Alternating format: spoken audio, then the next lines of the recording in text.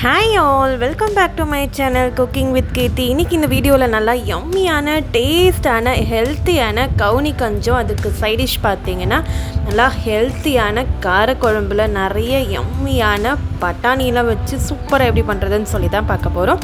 So வீடியோக்குள்ளே போகிறதுக்கு முன்னாடி என்னோடய சேனலில் ஃபர்ஸ்ட் டைமாக பார்க்குறீங்கன்னா மறக்காமல் சப்ஸ்கிரைப் பட்டனையும் பக்கத்தில் இருக்க பெல் ஐக்கானையும் கிளிக் பண்ணிடுங்க. வாங்க வீடியோக்குள்ளே போகலாம். ஃபர்ஸ்ட் அதுக்கு ஒரு கப் அளவுக்கு கவுனி அரிசியை ஒரு 6 to 7 hours நல்லா இது போல் ஊற வச்சு எடுத்துக்கலாம்.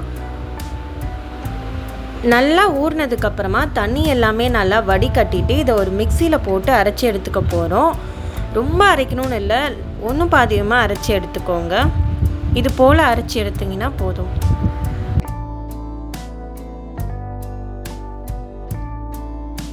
அரைச்ச இந்த அரிசியை எல்லாத்தையுமே குக்கரில் சேர்த்துக்கலாம். அது கூடவே அரிசி முழுகிற அளவுக்கு நிறைய தண்ணி சேர்த்துட்டு தேவையான அளவு உப்பு போட்டு நல்லா வேக வச்சு எடுத்துக்க போகிறோம். இந்த மாதிரி கன்சிஸ்டன்சிக்கு நல்லா வேக வச்சுட்டு உங்களுக்கு எந்த அளவுக்கு திக்னஸ் வேணுமோ அதுக்கேற்ற மாதிரி தண்ணி சேர்த்துக்கோங்க. அண்ட் கடைசியாக மெயின் இன்க்ரீடியண்ட்டே பார்த்தீங்கன்னா நான் இந்த இடத்துல பெரிய வெங்காயம் சின்னதாக கட் பண்ணி சேர்த்துருக்கேன். நீங்கள் சின்ன வெங்காயத்தை பொடியாக கட் பண்ணி சேர்க்கும் போது இன்னும் நல்லா யம்மியாக டேஸ்ட்டாக இருக்கும். அண்ட் அது கூடவே தயிர் ஒரு 1/2 கப் அளவுக்கு சேர்த்துக்கிறேன். தயிர் சேர்க்கும் போது இன்னுமே பார்த்தீங்கன்னா நல்லா டேஸ்ட்டாக இருக்கும். தயிர் சேர்த்துட்டு நல்லா மிக்ஸ் பண்ணிக்கலாம். லிட்ரலி இதோட டேஸ்ட் பார்த்திங்கன்னா நம்ம கூழ் குடிக்கிற மாதிரி இருக்கும். நல்லா அவ்வளோ டேஸ்ட்டாக இருக்கும். வெயில் காலத்துலலாம் இது சாப்பிடும் போது செமையாக இருக்கும். அவ்வளோதான், கவுனி கஞ்சி ரெடி ஆகிடுச்சு. இப்போ காரக்குழம்பு ரெடி பண்ணுறதுக்கு ஒரு சட்டியில் எண்ணெய் சேர்த்துக்கலாம்.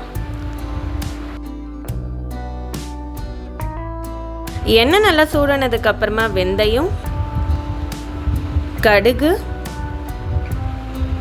ஜீரகம் இது எல்லாமே நல்லா கொஞ்சம் பொரிஞ்சு வந்ததுக்கப்புறமா பூண்டு பல்லை தோல் உரித்து சேர்த்துக்கலாம். ஒரு 10 to 15 பூண்டு பல் கூட சேர்த்துக்கோங்க. இந்த பூண்டு பார்த்திங்கன்னா நல்லா அதுக்கு ஒரு ஃப்ளேவர் கொடுக்கும்.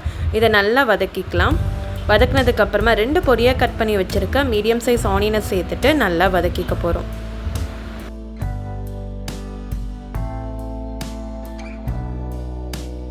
ஆனியன் நல்லா வதங்கினதுக்கப்புறமா கட் பண்ணி வச்சுருக்க வெண்டைக்காவை சேர்த்து நல்லா வதக்கிக்க போகிறோம்.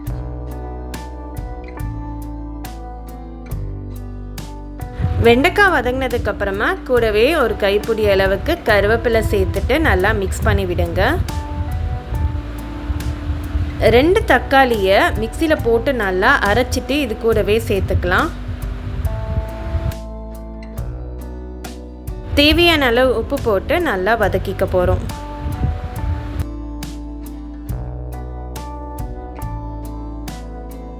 தக்காளி நல்லா வதங்கினதுக்கப்புறமா கட் பண்ணி வச்சுருக்க உருளைக்கிழங்கை சேர்த்துட்டு நல்லா ஒரு 2 to 3 நிமிஷம் வதக்கி விட்டுக்கலாம். அண்ட் தென் காரத்துக்கு ஏற்ற மாதிரி மிளகாத்தூள் சேர்த்துக்கோங்க. நான் 3 டீஸ்பூன் அளவுக்கு குழம்பு மிளகாத்தூள்,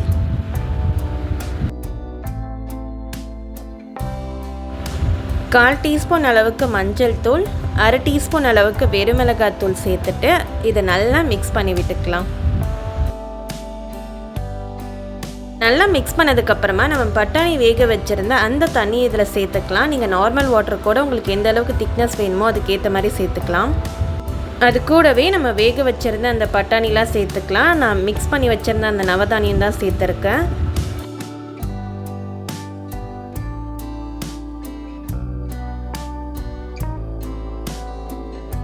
நல்லா கொதிச்சு வரும்போது கட் பண்ணி வச்சுருக்க முருங்கைக்காவை சேர்த்துக்கலாம். முருங்கைக்காய் இதுக்கு நல்ல ஒரு ஃப்ளேவரை கொடுக்கும்.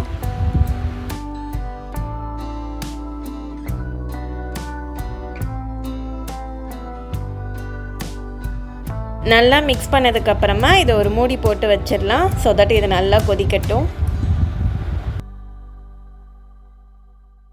நல்லா இது போல் கொதிச்சு வந்ததுக்கப்புறமா ஒரு பெரிய எலுமிச்சை சைஸ் அளவுக்கு புளியை தண்ணியில் நல்லா ஊற வச்சு கரைச்சி வடிகட்டி வச்சுருந்த அந்த புளி தண்ணியை சேர்த்துட்டு நல்லா மிக்ஸ் பண்ணிக்கலாம். புளி தண்ணி சேர்த்ததுக்கப்புறமா நல்லா கொதிச்சு வரும்போது கடைசியாக இறக்கும்போது கருவேப்பிலை சேர்த்துட்டு ஸ்டவ்வை ஆஃப் பண்ணிடலாம். தட்ஸ் இட், காரக்குழம்பு ரெடி ஆயிடுச்சு. அவ்வளோதான் ஃப்ரெண்ட்ஸ், நல்லா சுட சுட யம்மியான டேஸ்டான கவுனி கஞ்சும் அதுக்கான சைடிஷ் காரக்குழம்பும் ரெடி ஆகிடுச்சு. உங்கள் வீட்டில் நீங்களும் அதை ட்ரை பண்ணி பாருங்கள். அவ்வளோவே நல்லா ஹெல்த்தியான ஒரு ரெசிபி. இந்த கவுனி கஞ்சியை ஒரு கிளாஸில் ஊற்றிட்டு அது கூடவே இதில் இருக்கக்கூடிய காயெல்லாம் வச்சு சாப்பிடும் போது அவ்வளோ யம்மியாக இருக்கும். ஸோ நீங்களும் இதை ட்ரை பண்ணி பார்த்துட்டு மறக்காமல் எப்படி இருக்குன்னு சொல்லி கமெண்ட்ஸில் சொல்லுங்கள். தேங்க்யூ ஃபார் வாட்சிங்.